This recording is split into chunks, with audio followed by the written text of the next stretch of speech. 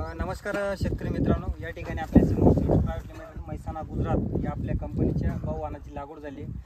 नाशिक जिल्ह्यामध्ये सटाणा तालुका गाव सार्दे या गावामध्ये आपण आलो। शेतकरी आपल्यासोबत, त्यांच्याकडून आपण आपल्या गहू वाणाबद्दल थोडक्यात माहिती जाणून घेऊया। सर, नाव सांगा आपलं। देवरे गिरीधर यादव, मुक्काम पोस्ट सार्दे, तालुका सटाणा, जिल्हा नाशिक। आपण व्हरायटी कोणती लावली या ठिकाणी? सिमोनची बाहुबलीची व्हरायटी लावलेली। आता नवीन तिच्यात भाऊ म्हणून भाऊ नाव झालं। भाऊ नाव झालं। काय लागवड केली? रोपाची लागवड केली का सीड सोय केली? नाही, रोप लावलेलं। रोप लावला। किती दिवसाचा प्लॉट झाला? आज 66 दिवसाचा प्लॉट झाला। 66 दिवसाचा प्लॉट झाला। याची रोग प्रतिकार शक्ती कशी एकंदरीत? एकंदरीत एकदम चांगली आहे। रोगाला एवढं बळी पडत नाही। बरोबर। आज सरासरी सेटिंग वगैरे कशी झाली? सेटिंग एकदम सुंदर झाली। एका वेळेला किती एकाच setting? वेळेला सेटिंग झालेली। वन टाइम मध्ये सेटिंग? एका वेळेला कमीत कमी 2 फळं दोन सेटिंग आहे।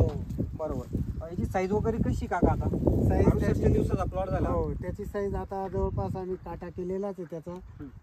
तर 50% ही साईज जवळपास 4 किलो तर 6 किलो पर्यंत गेलेली 4 ते 6 किलो आणि 50% साईज ही 2.5 ते 4 किलो पर्यंतची आहे। बरोबर। एकंदरीत त्याचा व्यापाऱ्यांचा रिस्पॉन्स कसा आहे आपल्या व्हरायटीला? तुम्ही जेव्हा मार्केटमध्ये चर्चा केली, व्यापाऱ्यांसोबत चर्चा केली की आपण भाऊ व्हरायटी लागवड केली, तर व्यापाऱ्यांचा रिस्पॉन्स कसा आहे? एकदम सुंदर रिस्पॉन्स मिळाला त्यांचा।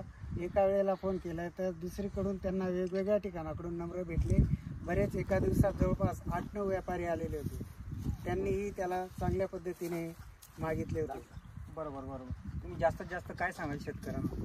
शेतकऱ्यांना सांगतो की 60 दिवसात आपल्याला कुठलेही पीक मिळत नाही, तर बाहुबलीसारखी टरबूज व्हरायटी तुम्ही लावा। 60 दिवसात तुम्ही मालामाल व्हा।